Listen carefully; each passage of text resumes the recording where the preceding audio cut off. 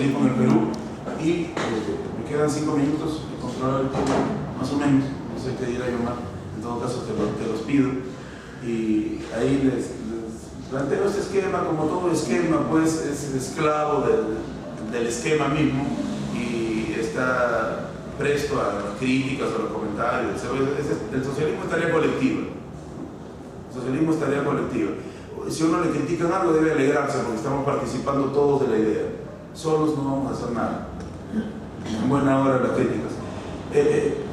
He hallado 5 periodos en el socialismo, y de esos 5 periodos, 4 libros importantes o textos importantes sobre los cuales creemos que se debe realizar una crítica socialista. El primer periodo lo hemos denominado la impronta mariateguista. Se inicia del Comité de Propaganda y Acción Socialista en 1918 a la fundación del Partido Socialista del Perú en 1928. Duración 12 años. En el contexto internacional de la Primera Guerra Mundial y la gran revolución proletaria rusa, dirigida por Lenin y otros. En el contexto nacional, la lucha por las 8 horas, la dictadura de Leguía, una dictadura que desarrolla el capitalismo en el Perú. Y también el surgimiento de las ideas de Aya de la Torre, que después se convertirán en el socialismo pequeño burgués, y después ya ni socialismo siquiera, sino en la bisagra de las ideas más retardatarias fascistas, recordemos, y después ya capitalistas desembozadas. Ahí, en este periodo donde Mariátegui deja su huella indeleble en el socialismo peruano, el libro fundamental es Los 7 ensayos de interpretación de la realidad peruana, además de toda la obra mariáteguista. El segundo periodo le llamamos de la coexistencia pacífica a la primavera guerrillera. Desde la muerte de José Carlos Mariátegui, la disputa entre socialistas y comunistas que se dio con el grupo de Luciano Castillo, y no solo Luciano Castillo, sino otros que decían que en el Perú no debían florecer las ideas comunistas, sino solo el socialismo, el socialismo domesticado de la Segunda Internacional, pasando por la hegemonía del PSP, el Partido Comunista, ya con el nombre que le da Rabines.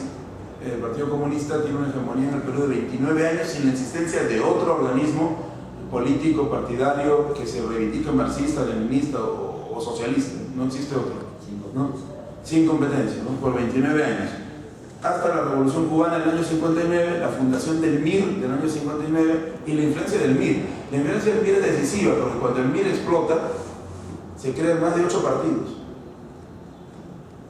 Y hay una confusión ahí. Los políticos socialistas de izquierda y comunistas de nuestro país que no fueron miristas siempre han cotejado al MIR de guevarista, pero el MIR fundado por Luis de la Puente Uceda no fue guevarista, fue uno de los pocos MIRes que no fue guevarista en América Latina. Luis de la Puente Uceda tiene una discrepancia muy fuerte en La Habana con el Che Guevara, por eso el Che Guevara no apoya al MIR, apoya al ELN de Héctor Béjar, y eso es algo por lo que hay que escribir.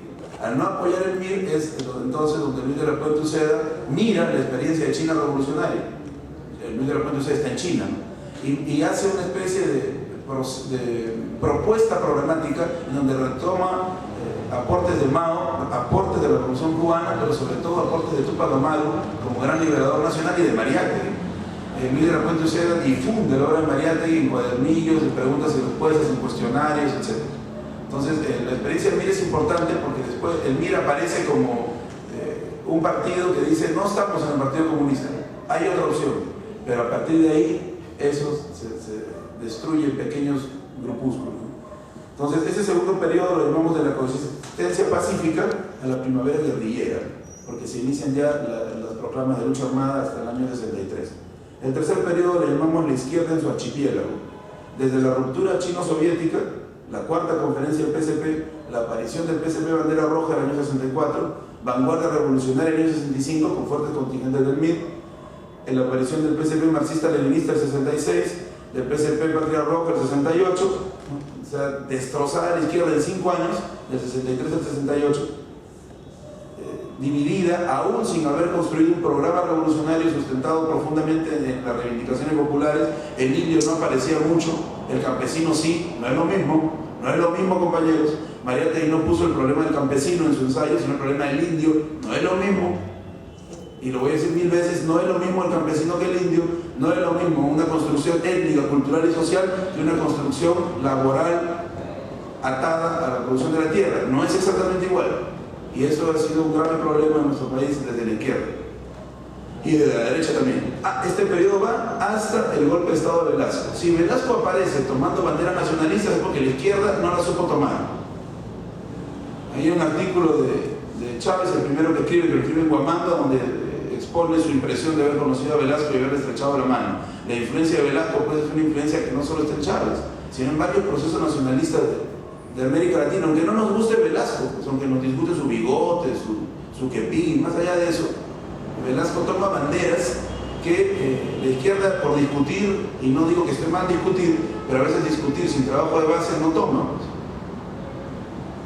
Y la izquierda cometió un error grave con Velasco, o se la pasó criticándolo todo el periodo de Velasco, un sector de la izquierda o el otro sector, ¿no? Que todo lo que decía Velasco estaba perfecto. El PSP, unidad, todo lo que decía Velasco estaba perfecto. Y fue tan terrible esa posición que cuando Morales Bermúdez le dio el golpe a Velasco, el PSP sacó un comunicado diciendo que Morales es la continuación de Velasco. Y después Morales lo manda al diablo, ¿no? No lo necesito, le dice, bueno, y ahí ya se vuelven antimoralistas, ¿no? El oportunismo pues es terrible, ¿no? Disculpen, pero ¿qué nombre tiene, señor? Por lo menos los que criticaban a Velasco mantuvieron sus banderas. Y se valora pues la consecuencia, ¿no? Entonces este tercer periodo de la izquierda de nuestro archipiélago, decimos, comienza con la cultura chino-soviética que quiebra el movimiento comunista internacional, una discusión que no se procesó bien, hay que saber entender esto, donde no solo estaban los chinos y los soviéticos, sino los titoístas también, los albaneses también, y aquello se volvió en una discusión terrible. Está bien que discutieran. Por último, era su proceso. El problema nuestro era que asumimos la discusión y nos dividimos. Qué importante hubiera sido la actitud de Gramsci en Italia, ¿no? Cuando se da el debate entre Stalin y los trotskistas, Gramsci manda una carta al PECUS y les dice, por favor, todavía no se dividen. Nuestro corazón, dice Gramsci, está con ambos grupos, por lo que han significado históricamente. Más allá de que la división fuera justa o no, pero miremos esa actitud de Gramsci.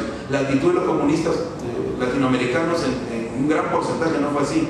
Fue, si se dividen allá, acá también. Y nos dividimos, pues. 5 o 6 partidos comunistas, ¿no? Bueno. ¿Cuánto duró este proceso? Fíjense, 12 años nada más. Todo eso pasaba en 12 años. En cambio, en el anterior periodo hay 29 años de aparente calma. Entonces, en 12 años. Yo creo que el texto notable, y voy a ser acá, tal vez iconoclasta, de este periodo no lo escribió un militante de ningún partido, sino José María Arguedas, todas las antes. ¿Por qué? Porque en ese libro de 1964 esclarece que es un campesino y que es un indio. Lo dejo ahí. El cuarto periodo, las oportunidades perdidas.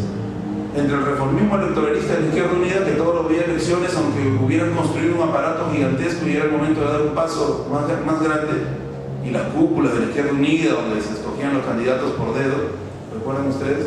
La lista de senadores y diputados que Barrantes él mismo con su lapicero armaba. Bueno, ¿no? Y las expresiones del ultraizquierdismo del PSPSL. Entonces ahí, y del MRTA después, 3 años después. Entonces ahí vemos cómo la izquierda se polariza entre los que levantan y reivindican la lucha democrática electoral como la única vía, con lo cual están creando pues una distorsión de la realidad, y aquellos que levantan la bandera del culto a la violencia, ¿no? Solo la violencia puede llevarnos a la transformación, ¿no? Esa es una distorsión de las ideas de Engels sobre la violencia como partera de la historia, ¿no? La violencia no es agarrar un fusil, pues.